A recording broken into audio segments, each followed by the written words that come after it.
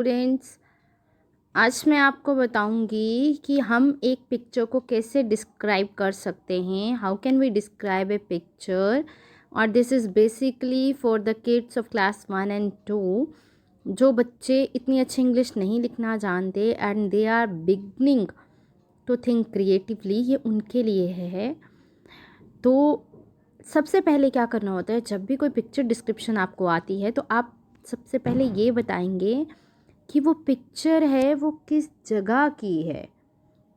जैसे कि आप इस पिक्चर को ध्यान से देख रहे हैं तो अब ये पिक्चर आपको नज़र आ रही है कि कोई जंगल है, कोई फॉरेस्ट है और यहाँ पे पेड़ ही पेड़ हैं। तब सबसे पहले ये बताएंगे, सबसे फर्स्ट सेंटेंस में हम हमेशा ये बताते हैं कि जो पिक्चर है वो किस जगह की है। ठीक है, हमेशा जैसे कोई भी पिक्चर आपको आती है तो आप उसके अंदर हमेशा ये लिखेंगे कि this picture is, let me change the font. हाँ, आप हमेशा क्या बताएंगे कि दिस पिक्चर इज़, जैसे this picture is of a forest. ये आपकी नंबर 1 सेंटेंस हो गया। कोई भी सेंटेंस आपको ज़्यादा से ज़्यादा 10 लाइन्स में डिस्क्राइब करने को आता है।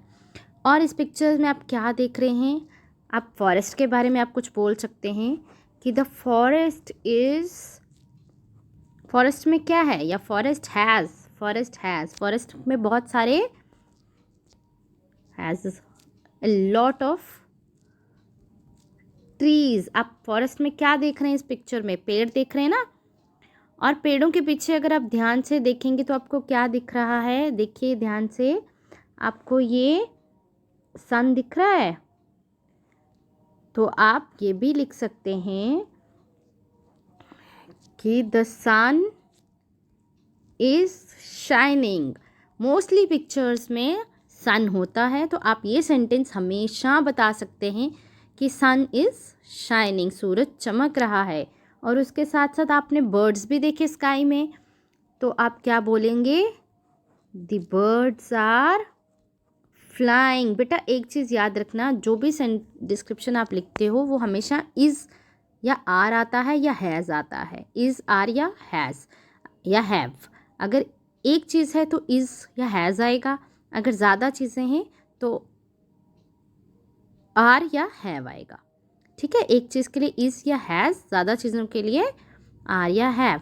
अब देखिए बहुत सारे ये जो कैंपिंग टेंट्स या बच्चे जो हैं ये कैंपिंग कर रहे हैं। तो सबसे पहले आपको फॉरेस्ट दिखा, उसके बाद आपने देखा कि फॉरेस्ट में बहुत सारे पेड़ हैं, फिर आपने देखा कि सन शाइन कर रहा है, फिर आपने देखा जो ये है बर्ड्स हैं वो फ्लाई कर रहे हैं। इसके साथ साथ आप क्लाउड भी देख रहे हो। तो अगर आप लिखना चाहते हो तो आपका 5 सेंटेंस ये बन सकता है, there are clouds in the sky, कि आसमान में बादल हैं। देयर आर, जब भी हमें ये चीज़ बताना होता है ना कि यहाँ पर ये है, तो हम हमेशा लिखते हैं देयर इज़ या देयर आर। अब क्लाउड्स लिखा है, ज़्यादा बादल हैं, 1 2 3 बादल हैं, तो हम क्लाउड्स के लिए देयर आर लिखेंगे। एक बादल होगा तो हम लिखेंगे there is cloud in the sky. ठीक है, जब भी आपको कुछ बताना है कि इस पिक्चर में ये है तो आप देयर इज़ या देयर आर कर सकते, स्टार्ट कर सकते हैं।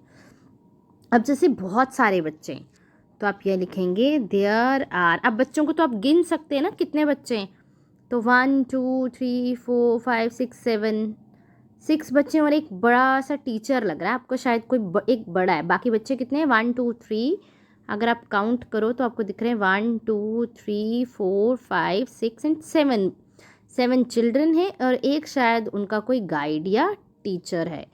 तो आप जैसे जैसे नोट करते जाएंगे वैसे वैसे लिखते जाएंगे।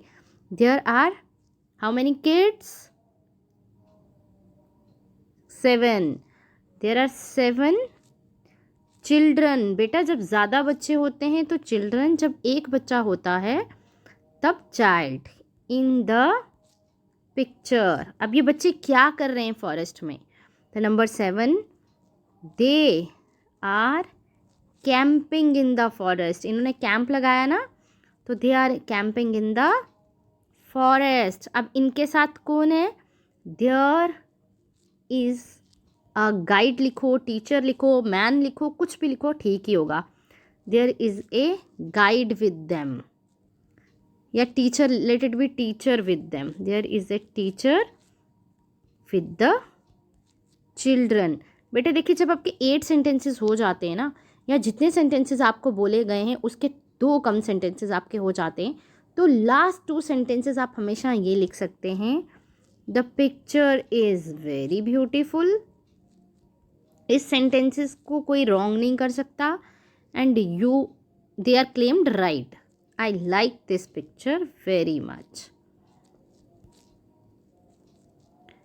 तो आपके 10 सेंटेंसेस जो हैं अपने आप कंप्लीट हो जाएंगे. देखिए, फर्स्ट सेंटेंस कि आपकी वो पिक्चर किस चीज़ की है, फिर आपने क्या देखा.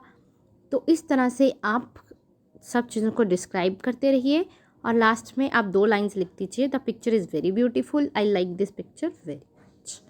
Okay, that was all. Thank you. Have a nice